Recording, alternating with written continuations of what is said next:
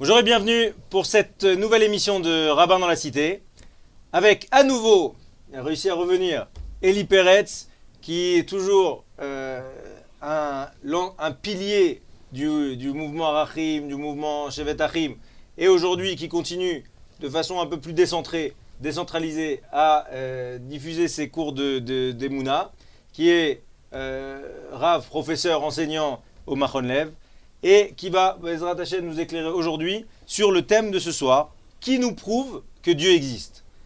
Et évidemment, toujours une vision anglo-saxonne du monde, avec Rav Kremezi, qui, toujours à Montréal, bon, Hashem, il est sorti du froid, ça y est, ça va mieux. Alors, il y a la première chose la vraie différence entre la religion juive et l'ensemble des autres religions, c'est la révélation. Ça veut dire que, fondamentalement, si on va chez les chrétiens ou chez les musulmans, la révélation, elle se fait juste au travers d'un songe, au travers d'un seul homme. Alors que chez les juifs, tout le monde a participé à la révélation. Donc finalement, la question ici, c'est est-ce que la question de Dieu qui existe se pose alors même que Dieu ne s'est pas caché? Aujourd'hui, nous, on a une vraie question. Dieu existe, c'est un acte de foi. Mais à partir du moment, si on avait été là au Sinaï, quelle question on aurait eu? Le Rambam, si je ne me trompe pas, dans Ilchot Deot, il vient nous enseigne que toute la confiance que le peuple juif a eue à Moshe, en le considérant comme étant l'intermédiaire de Hachem, ce n'est que parce qu'ils ont entendu Hachem parler à Moshe. Ça veut dire qu'ils ont été dans cette révélation-là et qu'ils ont vu qu'il y avait un ordre qui passait de Hachem à Moshe. Et c'est ça qui leur a donné la confiance que Moshe ne raconte pas des histoires. Ça veut dire que cette révélation a été nécessaire pour qu'on donne confiance à qui essentiellement? À Moshe Rabbeinu, qu'il a reçu véritablement le message d'Akadosh Baruch Hu pour savoir comment nous on doit se comporter ici sur Terre. Et qu'est-ce qu'Akadosh Baruch Hu attend de nous sur Terre? Alors c'est bizarre, alors on voudrait dire quoi alors? En fait, Dordéa, la génération du savoir, c'est qu'ils savaient vraiment. C'est-à-dire qu'il n'y avait pas de... Dordéa, il savait très bien que tout peut faire aussi de la sorcellerie. On peut impressionner, on peut faire l'hypnose, on peut faire plein de choses pour pouvoir imposer ma volonté sur quelqu'un d'autre. Alors qui me dit que Moshe n'est pas un très très grand sorcier et quelqu'un qui a su faire de la manipulation de masse et qu'en fin de compte, il n'y a rien de vrai derrière, c'est tout simplement un paranoïa qui a réussi à nous imposer un mode de vie relativement restreint. Et le moment où ils ont réussi à entendre qu'Akadosh Baruch Hu parle à Moshe Rabbeinu, donc de bien faire cette distinction entre Moshe, Akadosh Baruch Hu et eux, et ils ont entendu ce message-là, alors ils ont compris qu'en fin de compte, Moshe n'est pas un charlatan. C'est rien qu'à ce niveau-là qu'ils ont commencé à comprendre que Moshe n'est pas un charlatan. Donc si je regarde un petit peu, et si je vois d'après ce Rambam-là, l'essentiel du mont Sinaï, donc de cette révélation, de ce dévoilement, c'est pour donner une conviction qu'on a reçu un vrai mode d'emploi. Pas quelque chose qui est éphémère et qui est imaginaire ou qui est humain, mais quelque chose qui provient vraiment de quelque chose de beaucoup plus haut qui vient d'Akadosh Baruch Hu lui-même. Après Mézi, du coup, est-ce qu'on peut dire que c'est normal qu'un juif cherche à prouver l'existence de Dieu? Vu qu'à la base même, au moment de créer le peuple, Hachem il a donné l'immanence, la transcendance de ton existence, l'évidence de ton existence. Je dirais l'opposé. Si on est certain de quelque chose, alors il n'y aura pas besoin de chercher.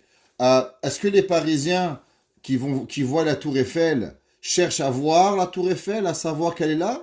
Ou ils ont vu la Tour Eiffel et ils sont certains qu'elle est là, ils sont plus en train de savoir est-ce qu'elle est ou elle n'est pas? Alors ça marche pas, Rav, parce que là c'est exactement pareil. C'est-à-dire que s'ils l'ont vu une première fois la Tour Eiffel, donc ils savent qu'elle est là. S'ils ont vu la première fois au Sinaï, donc ils savent qu'elle est là. Comme vous l'avez dit si bien, que dans toutes les nations, on peut prendre l'islam ou le christianisme, c'était une personne qui a dit que lui a eu une révélation. À l'inverse de nous, le sabbat de Novardok le dit bien, que Akadosh Baruch Hu s'est dévoilé devant 6 millions de personnes, hommes, femmes, enfants, tout le monde a pu entendre Anochi Hashem Elohim. Donc Akadosh Baruch Hu a donné sa couleur claire, nette et précise, je suis Dieu et tu n'auras pas une autre divinité que moi. Chachamim nous disent que depuis ce moment-là, chaque juif qui était sur le Har Sinaï ne peut plus douter de l'existence de Akadosh Baruch Hu. Nous avons été imprégnés par une émouna, un changement génétique de avant Matan Torah et après Matan Torah. Avant Matan Torah, on pouvait se poser une question. Après Matan Torah, on peut plus se poser de questions. Chachamim nous dit dans la Gemara dans Sanhedrin que malgré que, à travers les générations, on a vu beaucoup de juifs faire Avodah Zarah, mais il en reste que la raison de la Avodah Zarah n'était pas la volonté de ne pas croire en Dieu, mais elle était seulement la volonté de vouloir se permettre des interdits. Comme le dit le Mirtav Meliaou Rav Eliaou Dessler, il dit, s'il y a un créateur, c'est qu'il y a une créature. S'il y a une créature, c'est qu'il y a une raison. S'il y a une raison, c'est qu'il y a des obligations. L'homme, pour s'enlever les obligations, il va dire qu'il n'y a pas de créateur, donc il n'y a pas de créature, donc il n'y a pas de raison, donc il n'y a pas d'obligation. Il faut savoir qu'en vérité, Klal Israël, après Matan Torah, a été transformé génétiquement, qu'il va croire à Kadosh Baruch Hu, au créateur, quoi qu'il arrive, il ne va plus jamais ne pas croire. Et même si on veut ne pas croire, c'est seulement pour se permettre des interdits. Donc je pense... Le Shem Ishmuel aussi exprime qu'effectivement, quand Kadosh Baruch Hu a dit Anochi Hashem Elokecha, il a déraciné de chez nous l'idolâtrie par sa présence et après Lo Yelecha Elokim Achem, le deuxième commandement.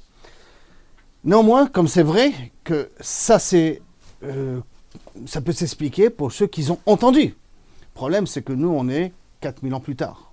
Dans ces 4000 ans plus tard, qu'est-ce qu'on fait? Est-ce qu'elle est innée en nous aussi, cette émouna, ou pas?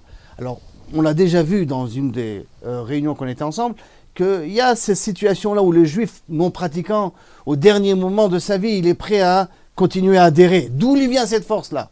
D'où lui vient cette émouna?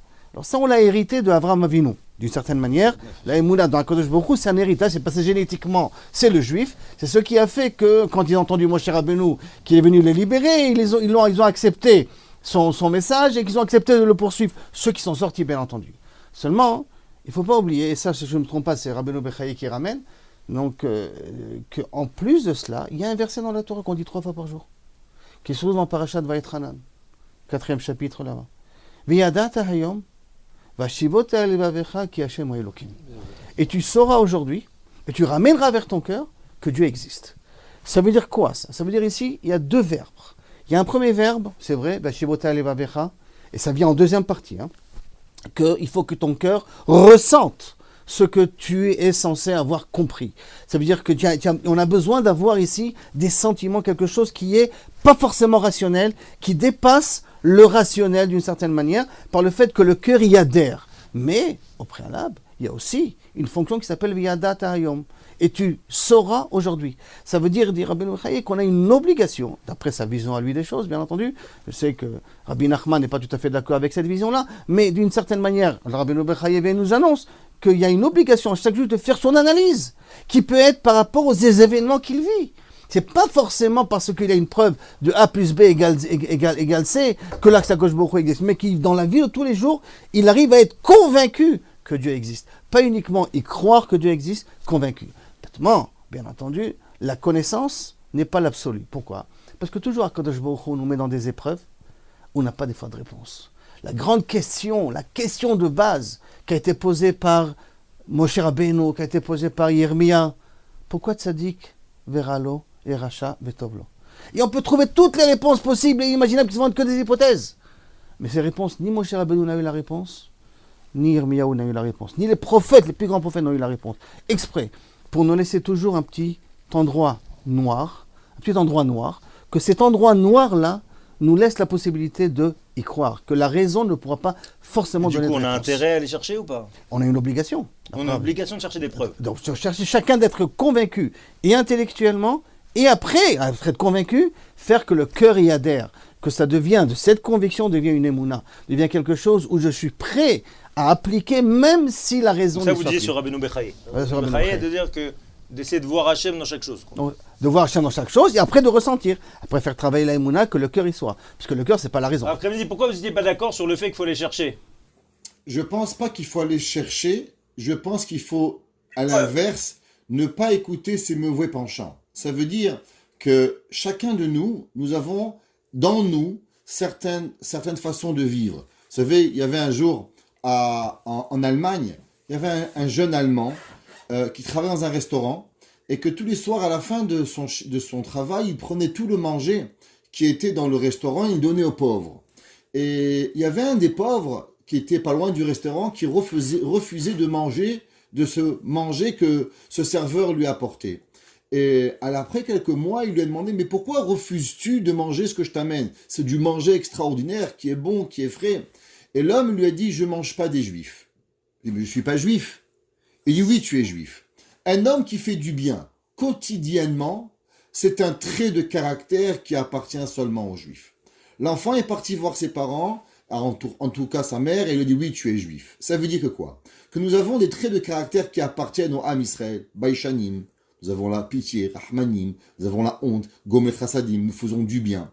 Pareil, nous avons une émouna à l'intérieur de nous. Malheureusement, avec nos envies, nous voulons et refusons de nous écouter. Ce que l'on doit faire plutôt que de chercher la émouna, c'est à l'inverse, écouter notre profond intérieur, notre petite neshama, notre petite voix à l'intérieur, et de ne pas écouter ce qui est à l'extérieur de nous. Ça veut dire, vous savez, il y avait une fois une femme qui était à Auschwitz et on lui a demandé où était Dieu pendant la Deuxième Guerre mondiale. Elle dit, je ne sais pas pour toi, mais chez moi, il est dans mon cœur. Ça veut dire qu'il y a deux façons. Il y a aller chercher Dieu, ou bien aller redécouvrir Dieu à l'intérieur de nous.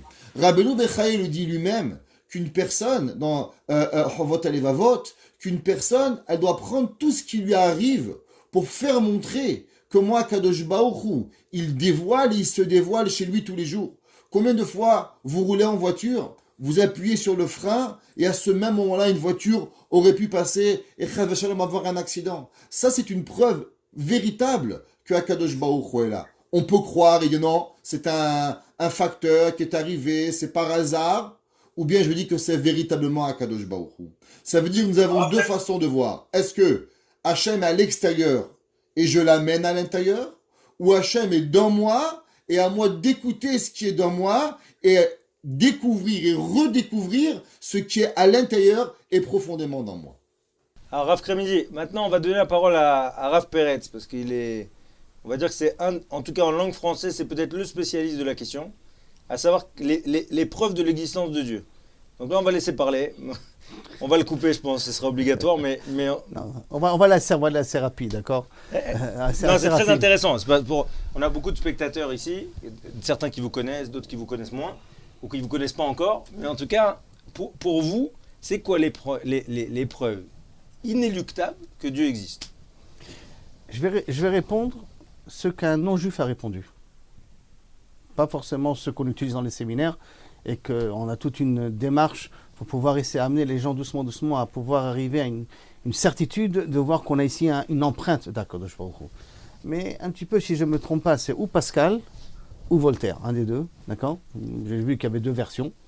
Dans le roi de France, leur a posé la question, prouve-moi que Dieu existe. Et la réponse a été, regarde le peuple juif. Si ce peuple juif, bien qu'il est poursuivi, il est broyé, il est exterminé, on ne cherche qu'à l'effacer de la carte. Et malgré tout cela, il continue à exister. Malgré tout cela, il continue à vibrer, à être, comme disait le professeur Glover, c'est le symbole de l'immortalité. Et qui continue en plus à pratiquer des coutumes du Moyen-Âge, même au XXIe siècle. Ça, c'est la preuve qu'il y a un protecteur derrière. Ça, c'est la preuve qu'il y a quelque chose ici qui vient et qui fait qu'il est hors norme, hors commun, et qui permet à ce peuple juif d'exister, qui permet à cet être-là d'exister. Et ça, si on veut vraiment regarder l'histoire, ça peut être la preuve la plus jolie. Maintenant, on peut aussi, ça c'est une autre manière, de ce que la science, ça nous permet d'une certaine manière de voir la beauté de la structure et de la perfection, comment le système existe. On sait tous très bien que si les astres comme Saturne ou Mars étaient légèrement décalés de quelques angles, alors la Terre aurait été scindée en deux. C'est cette synchronisation de tout ce qu'on a à travers la nature qui peut montrer qu'il y a ici quelqu'un qui gère un petit peu le système. Alors on va l'appeler ça nature, on va l'appeler ça le bon Dieu. On est obligé d'arriver à quelque chose. Hein, on est obligé d'arriver tellement que même la théorie du Big Bang, elle est arrivée en fin de compte à la conclusion qu'il y a eu un point de départ. Maintenant, ils ont la grosse question, comme elle a eu le point de départ. Mais il y a un point de départ, il y a quelque chose. C'est pas si simple de pouvoir comprendre comment le système est aussi parfait. Mais si je mets tout ça de côté, d'accord, je mets toute cette approche, on va dire un petit peu scientifique, qui va s'attarder sur la probabilité pour que la première molécule, le premier ADN puisse être créé dans le monde, je mets tout ça de côté, d'accord, et je regarde avec l'histoire du monde.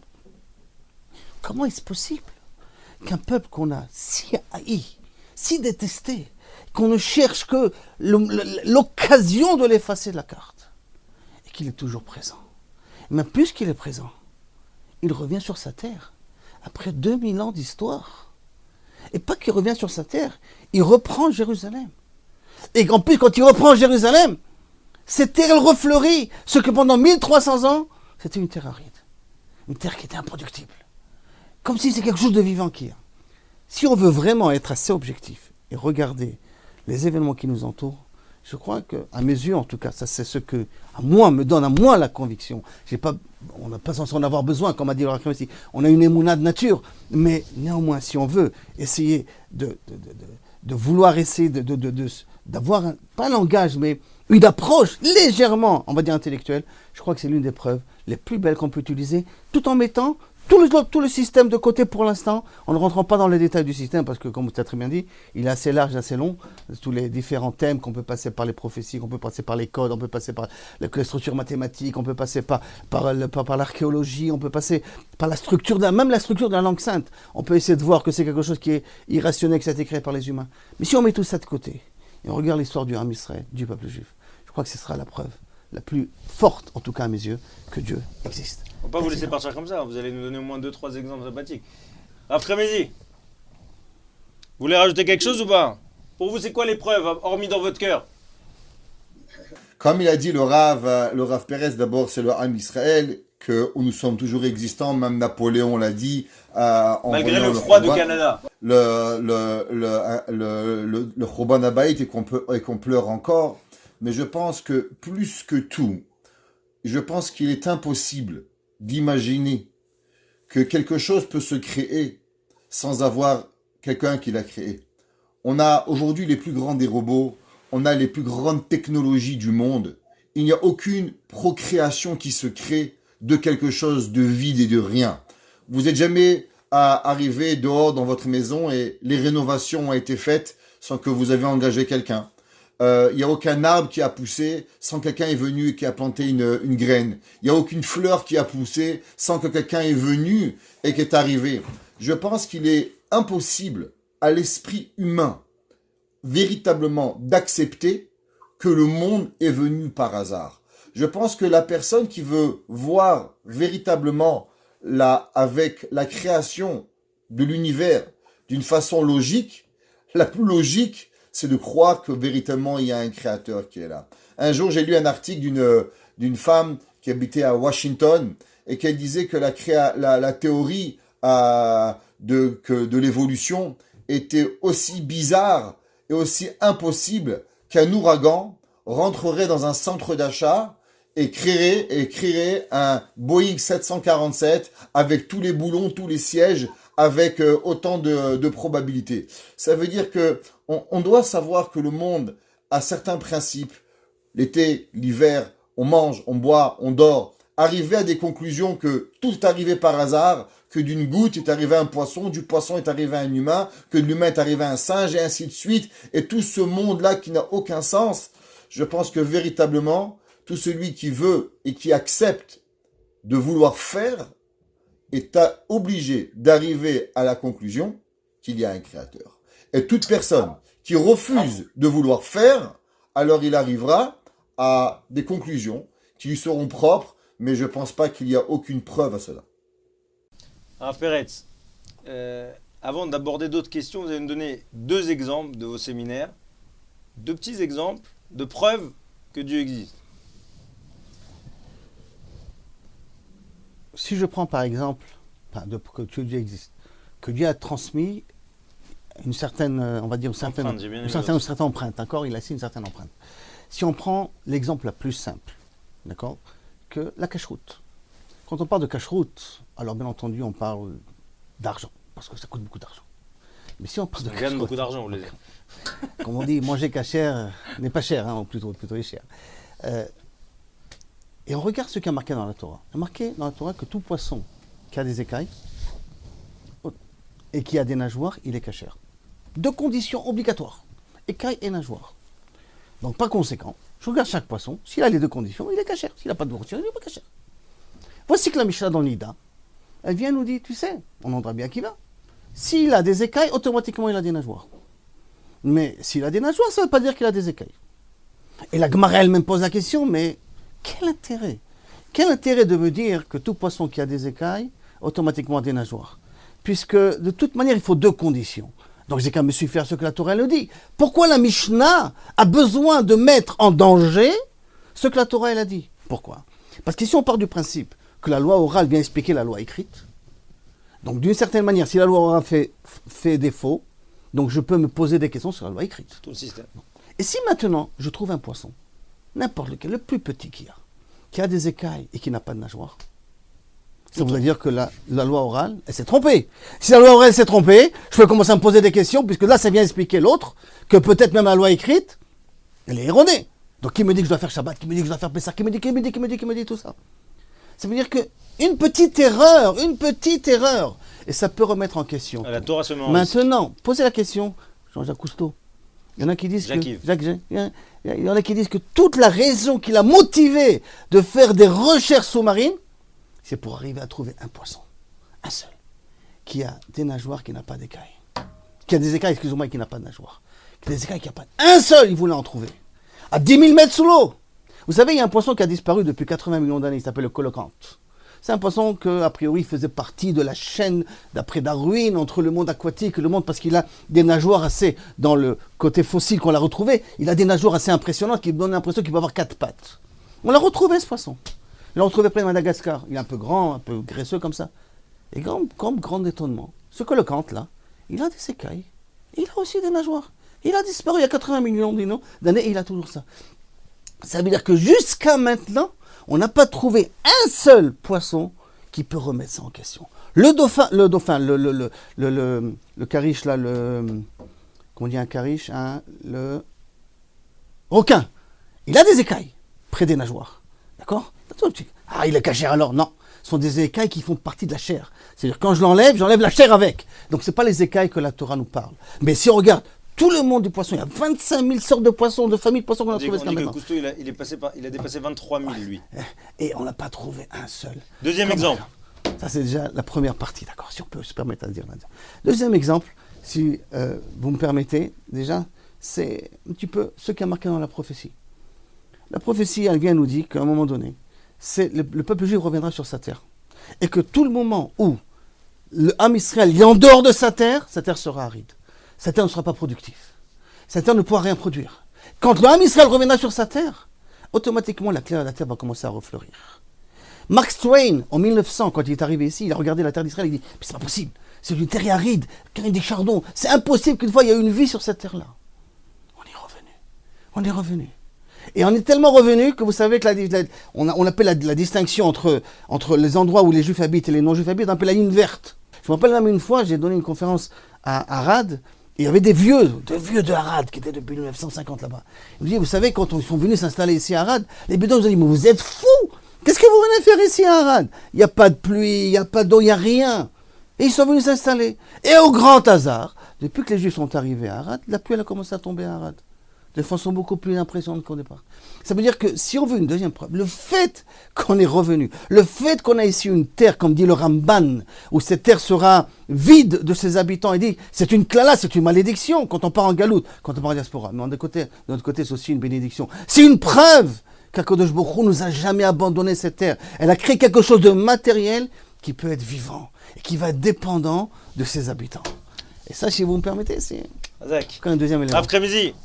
Il y a la preuve de la Gemara qui dit que chaque animal qui a une corne, elle rumine, qu'on n'a jamais trouvé aussi aucun animal qui a une corne et qui ne rumine pas. La Gemara dit le seul animal, c'est le chazir, qui est le cochon, ou sa famille. C'est pour ça que si on connaît un animal, on voit qu'il a des sabots fendus, alors automatiquement, et qu'il a des cornes, on sait qu'il est cachère. Oui, mais justement, sur cette preuve, on a un tout petit problème.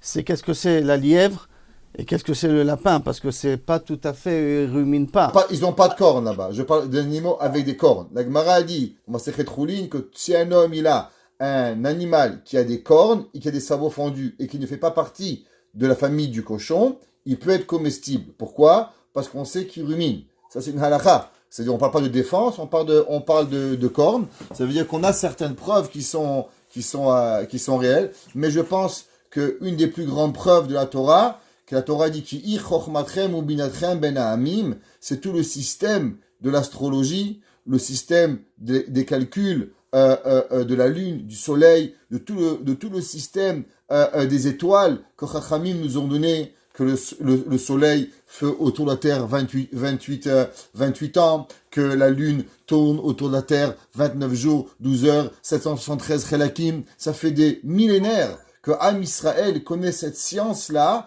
qui est impossible à l'humain de savoir, si c'est pas que Akadosh Baruch Hu l'a donné par la Torah à Moshe, et que Moshe Rabbeinu l'a donné au Am Israël. Kazer Ha'ev et Kadesh, la première mitzvah que Moshe Rabbeinu a reçue, c'est Birkat Alevana, qui est tout le calcul de la lune et de l'orbite lunaire sur la Terre, que aucun humain ne pouvait savoir et calculer cela. Moshe Rabbeinu l'a reçu en l'an 2448, et ça a pris à la NASA des milliers d'années aujourd'hui pour savoir ces calculs qui sont quasi identiques à la virgule. Alors Rav Kremezi, après toutes ces belles preuves de Rav Peretz, et Dieu sait qu'on pourrait faire une journée d'émission, mais maintenant on a une vraie question. La vraie question, c'est de savoir si finalement, d'un côté, Akadosh Baruch Hu, il ne s'est pas caché, puisqu'il s'est dévoilé devant tous. De l'autre côté, chercher des preuves. Alors, a priori, c'est un besoin naturel. Mais bon, comme disait Rav Kremezi au début, comme vous disiez, il y a une perte de... C'est dommage, on perd quelque part le salaire de la Emouna. Je me rappellerai toujours de cette phrase de Rav Elchanan Wasserman. Une fois qu'il a sorti un dibouk. Ouais, le dibouk du Chafetz Chaim. Exactement. Dans Kovetz Ma'amarim. Il était à Vienne, je ne dis pas de bêtises. Et il y avait un dibouk. Un dibouk pour nos téléspectateurs, c'est quand une âme revient dans un autre corps. Donc et là, en l'occurrence, c'était une femme qui revenait dans un corps de petit garçon. Et le Chafetz Chaim, il a pris ses élèves, et il a sorti le dibouk. Et là, Elchanan Wasserman, quand il a vu le dibouk sortir du corps, il a dit là, j'ai perdu le mérite de la Emouna. C'est-à-dire, c'est tellement maintenant patent que finalement, j'ai perdu ça. Qu'est-ce que vous dites, Rav Kremezi? Est-ce que finalement, avec Rav Peretz, on est en train de perdre quelque chose? Sauf. Je pense qu'il y a deux choses. Il y a une Emouna, parce que croire encore que, par exemple, comme il a mentionné, qu'il n'existe pas de poisson, qui a des écailles sans des nageoires. Il y a des gens ça fait 20 ans qu'ils essaient de trouver des poissons qui ont des écailles sans des nageoires. Donc ça veut dire qu'ils n'ont pas encore eu cette Emouna véritablement. Mais c'est vrai que Chachamim nous disent, par exemple, que Moshe Rabbeinu, à partir du moment où il est monté dans le Har Sinaï, et il a vu Akadosh Baruch Hu, il a vu le futur, il a vu Rabbi Akiba, il a vu toute l'histoire de Am Israël, il a perdu la Emouna. Ki bechol beti ne'emanu. Comment ça se fait que Akadosh Baruch Hu a pu dire sur un humain, bechol beti ne'eman, dans toute ma maison, c'est la personne que je peux faire confiance, à cause que Moshe Rabbeinu avait perdu quelque part la mitzvah de Emouna, après qu'il était arrivé véritablement à voir. Avoir des preuves scientifiques, avoir des preuves logiques, avoir des preuves qu'on pourrait prouver, je ne pense pas qu'on va perdre notre Emouna. Parce que comme dit le Chovot Alevavot, si on va avec notre sechel, on va avec notre intellect, autant qu'on peut prouver que Dieu existe, autant qu'on peut prouver que Dieu n'existe pas. Un jour, j'ai rencontré un gynécologue qui m'a dit, celui qui doute de l'existence de Dieu, il a qu'à venir avec moi à l'hôpital un jour et il va voir de ses propres mains que Dieu existe. Pourtant, ce même gynécologue ne fait pas Shabbat, mais il croit en Dieu. Ça veut dire, il voit la main de Dieu à chaque moment, il voit et il comprend qu'il n'est pas en maîtrise de la vie et que la vie, c'est pas lui et c'est pas les docteurs, c'est Akadosh Baruch Hu véritablement qui la dirige, mais pourtant, ça l'empêche pas d'avoir des doutes quand il arrive au Shabbat, quand il arrive à différentes halachot, de ne pas le faire. C'est pour ça que je pense que c'est pas parce que nous avons certaines preuves scientifiques ou des preuves intellectuelles que nous perdons notre émouna. Nous pourrons perdre notre émouna seulement quand nous pourrions voir avec nos yeux, comme Raphaël Wasserman a pu voir une neshama sortir d'un corps et exploser une fenêtre et parler et raconter ce qui se passait dans le Olam Haemet, alors là, on pourrait perdre notre émouna. Mais sinon, je pense pas qu'en cherchant, on pourrait perdre quoi que ce soit. On pourrait seulement gagner à vouloir se renforcer notre émouna pour pouvoir croire encore plus à Kadosh Baruch. Alors on va, comme d'habitude, on va laisser le mot de la fin à notre visiteur. Et là, je vois depuis tout à l'heure, il tapote frénétiquement, c'est parti, Rav Peretz. Il me semble que je l'ai déjà ramené ça à un moment donné, que avec toutes les preuves qu'on peut avoir, pour essayer de montrer la présence d'Akadosh Baruch Hu, l'existence de Boré Olam, tant qu'on n'est pas devenu prophète, d'accord, on ne perdra pas la Emouna. Le prophète, c'est celui qui est en communication directe, en symbiose avec le message d'Akadosh Baruch Hu, de telle sorte que dit le Derech Hashem, le Ramchal, il dit que la vérité, elle était tellement forte qu'il n'y avait plus aucun doute en l'existence d'Akadosh Baruch Hu et de la volonté divine. Comme l'ange. Donc, tant qu'on n'est pas arrivé à un prophète, on ne peut pas perdre la Emouna. Mais maintenant, même si on amène toutes les démonstrations possibles, d'accord, on se trouvera toujours devant une situation où on n'aura pas de réponse. Toujours dans une situation où on demandera à Boréolam, mais pourquoi? Pourquoi tu me fais ça? Pourquoi c'est comme ça? Pourquoi c'est là? Pourquoi? Et là, on va devoir faire fonctionner la Emouna. Là, on va devoir d'une certaine manière dire, ok, j'ai pas de réponse à tout. Le Olam Haemet, le monde de la vérité, il est où? Là-haut. Là, c'est le Olam des Shikra. C'est le Olam du Enelam, Ne'elam. Il faut le chercher. Caché, il faut le chercher. On le cherche par différentes méthodes, par différentes approches. Mais on sera obligé, quelque part, dans notre vie, d'utiliser la Emouna et de dire, bon, ok, là, mon cerveau s'arrête, je suis obligé de... Et c'est pour ça, pour terminer, avec ta permission, c'est la fameuse phrase que j'avais une fois entendue, de Adam ou Behema Toshi Hashem. Kosh Baruch Hu, tu vas sauver l'homme et l'animal. Et le commentaire, il disait, c'est quoi l'homme et l'animal? C'est l'homme qui réfléchit, qui comprend et qui analyse, mais quand il vient à la pratique, quand il vient à l'action, il est comme un animal. Il fait parce qu'il faut faire. Il ne fait pas parce que son intellect il a compris, il fait parce qu'il faut faire. Parce qu'on ne pourra jamais comprendre Akadosh Baruch Hu. On ne pourra jamais arriver à un niveau de dire, ça y est, je suis arrivé au summum, je suis arrivé au top, j'ai tout compris. Parce que comme Akadosh Baruch Hu, c'est l'infini. Donc on ne peut que rentrer et avancer. Mais on ne voit jamais la fin. Donc d'une certaine manière, même si on arrive à démontrer tout ce qu'on peut démontrer, en fin de compte, quand on va arriver à la pratique, quand on va arriver à la vie de tous les jours, comment arriver aux épreuves, là, on doit faire fonctionner la Emouna. Derech Emouna Bacharti. Fait mode. Toda Rabbanim, merci beaucoup. J'espère qu'on a éclairé un peu nos auditeurs sur la question qui nous prouve que Dieu existe. Et à très bientôt pour un prochain épisode de Rabbin dans la Cité. Merci.